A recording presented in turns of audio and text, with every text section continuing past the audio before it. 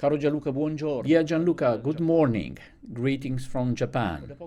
I recently listened to your digital album Cascioli Plays Cascioli, released by Decca on Spotify, and I was pleasantly struck by your third piano sonata. Could you tell me more about this sonata? Ciao Giuseppe, certamente te ne parlo molto volentieri. Hello Giuseppe, certainly. I'd be happy to talk about it. My third piano sonata is dedicated to Alberto Colla, my teacher. As in many other works of mine, it's a sequence of short or very short movements, each with a distinct character that follow one another without interruption. Each of the 13 movements that make up this piece is entirely based on materials from other composers. The compositional processes I've adopted transform these materials quite drastically, often to the point of making them unrecognizable. However, there are a couple of very evident quotations that I decided to leave uncovered. The analysis of masterpieces from the past has often led me to highlight very singular passages not easily explainable from a tonal perspective, which became the springboard for this sonata. A good example could be the searing and visionary chord present in the scherzo of Bruckner's Ninth Symphony. Although many prefer to interpret it in a classical manner as a quadruple appoggiatura of D minor, on the other hand, it can already be classified as an incomplete Promethean chord, Scriabin's chord. I used this chord in the second movement of my third sonata, Scherzo, adopting various transpositions of this set. The first movement, aria, is instead based on the subject of Scarlatti's Sonata K30, L499, better known by the inauthentic title Cat's Fugue. Ritagli comes from Schubertian material, Sonata Reliquie D840, while the toccata originates from the octatonic scale from Chopin's Polonaise Fantasy Opus 61. The subsequent canon applies the technique of musical kaleidocycles invented by Luigi Verdi to the 12-tone row of Webern's Kinderstück. The following waltz, apparently very simple, hides an underlying irony because it's based on the tone row derived from Schoenberg's Opus 23 No. 5 and on the identical rhythms present in this work, harmonized with Josef Matthias Hauer's Klangreihe technique.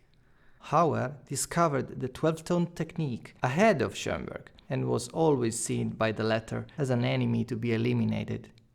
A pseudotone row present in Melodrama No. 4 of the famous Midsummer Night's Dream by Mendelssohn is elaborated in the seventh movement of the sonata, named Puck, immediately followed by a tintinnabuli variation on Schumann's Opus 68 No. 1. The following fragment takes an extract from Mozart's Fugue K394, while the next movement, Zoom, is based on Franz Liszt's famous Unstern Sinistre, while Nostalgia derives from the first measure of Grieg's Opus 43 No. 1, Butterfly. The subsequent Homage to Beethoven, based on Beethoven's Sonata Opus 53 Waldstein, presents several spectral modulations approximated to equal temperament. This quotation sonata comes to an end with a delicate music box derived from the first measure of Prelude No. 1 in C major from the Well-Tempered Clavier, Book 1 by Johann Sebastian Bach. Del clavicembalo ben temperato, primo volume di Johann Sebastian Bach. Grazie per questa Thank you for this beautiful description.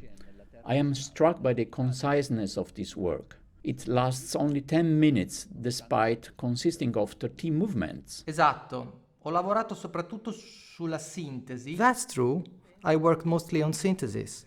I believe it's an easy listening piece, almost light, even for the non-experts.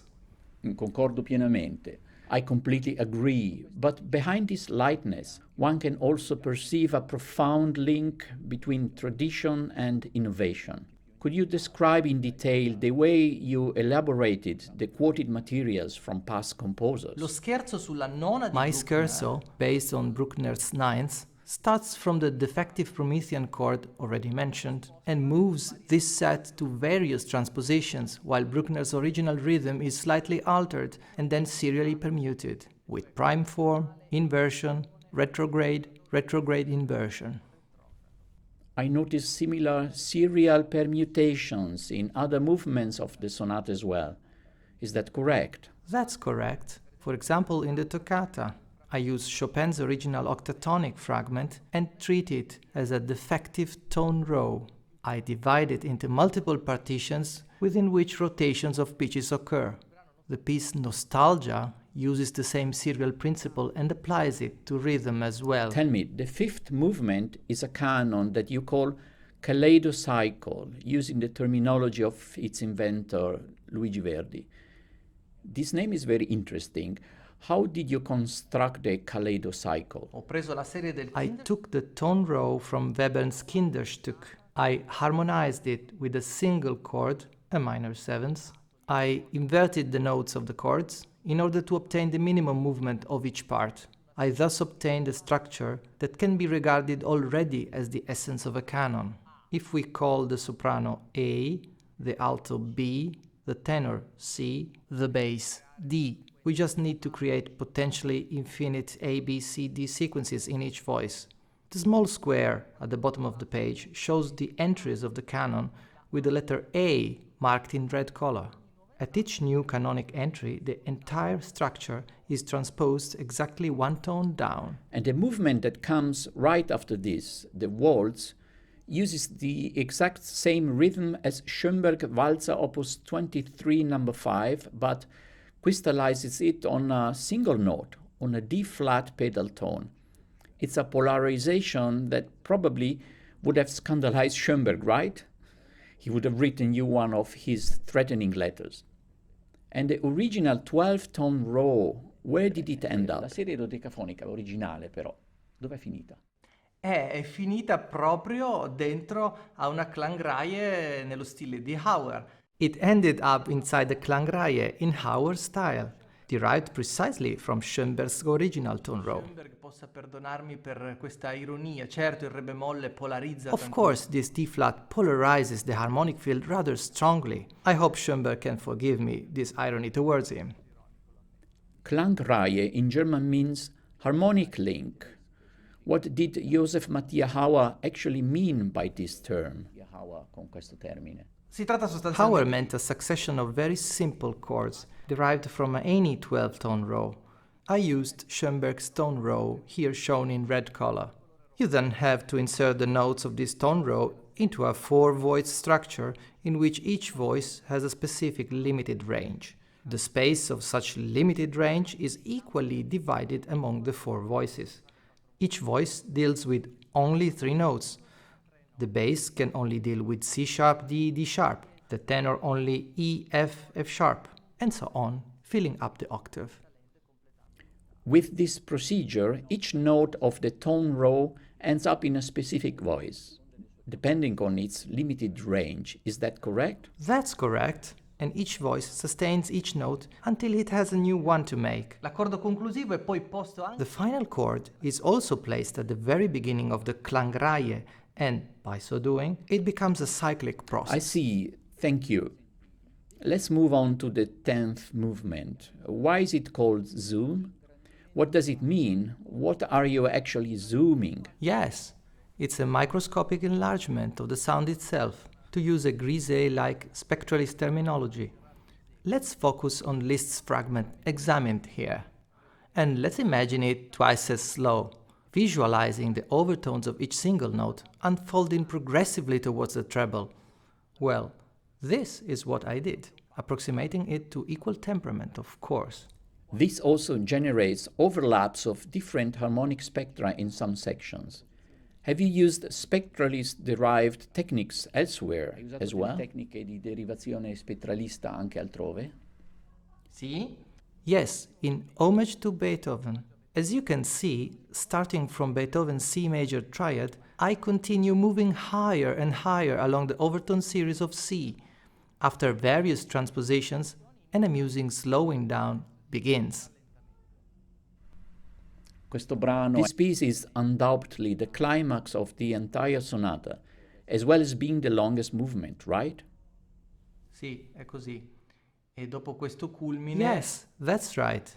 After this climax, the final movement brings the work to its conclusion with a metaphysical music box vanishing in the highest register of the keyboard. Well, the final piece is based on Bach's famous C major prelude from the Well-Tempered Clavier.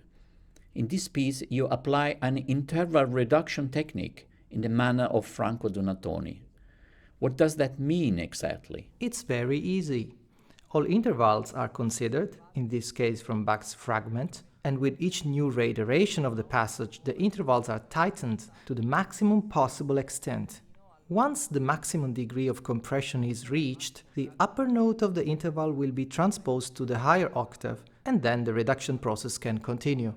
This procedure leads to a gradual rise in register, and since I start from a fairly high register of the instrument already, at a certain point keys are missing in the piano's range, and a series of rests begins to proliferate, affecting the entire process. Comincia a proliferare, a intaccare l'intero processo evolutivo. Chiaro. E così si sentono dei ritmi particolari che modificano l'ostinato originale. Questo ultimo movimento, this last movement is very evocative.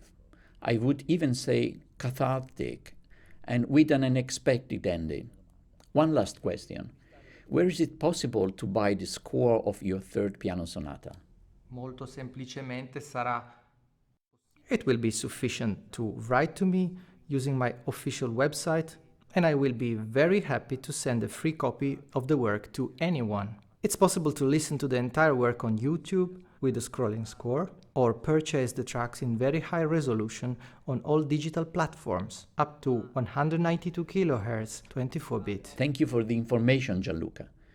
It was great to enter your composer's workshop and observe in detail how a musical composition is actually born. It was really very interesting.